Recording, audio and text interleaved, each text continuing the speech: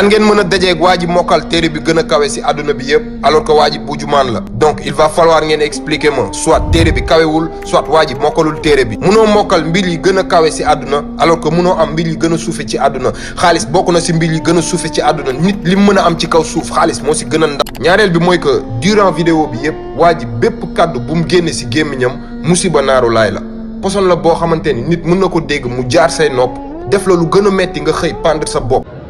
yaakaar naa ni vidéo bi nga xam ne Tek for Life moom la def umpul kenn vidéo bi nga xam ni mën nañu wax ne yàq na suñuy der ñun jullit yi ñun musulman yi vidéo bi nga xam ne def na ko mu nekk loo xam ne dafa mel ni daf ñu doon saaga wala boog day saaga yàlla nit naka la mën a tiimee di wax ju rëy ji yéen ñëpp gis ngeen yow Tek for Life bu fekkee yaa may dégg xamal ni def nga faute bu gën a rëy si àdduna bi wala bokk na si faute yi nga xam ne ñoo gën a rëy yàq nga suñuy der di nga def normalement dara répété daan nga joxe ay conseils ñu bëri si ñun di la dégg mais nag lii moom waxuma la lii moom waa xaajul sax bay bokk ak li nga xam ne moom nga daan def xaw ma ba kam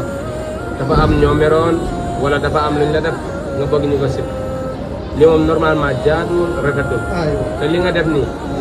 yeboo nga dellu si tànk ginnaaw fexeel ba bu ko continuer te nga tuub ñaan yàlla mu jégal la ndax for la bu garab boo xam ne xam naa boo demee jàppeewu ko dara te ma leen ni conseil yéen suñ mbokk jullit yëpp képp koo xam ne dafay jéem a subel ay alquranul karim nga xam ne téere bu gën a rëy si àdduna bi moom sax wax na ko si biir waxam téere boo xam ne moo gën a kéwee si àdduna bi wallaay képp koo xam ne fonk loo na la leer ne sa dund même bu neexee sa àllaaxira du moo dul bàyyi xel ku nekk te képp koo xam ne tamit da ngay ànd ak koo xam ne dafay toroxal alquran wala muy toroxal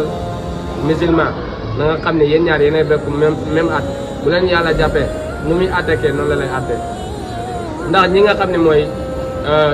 nitu yonent yàlla Moussa alayhi salaam bu leen yàlla teree ne leen bu leen dematee géej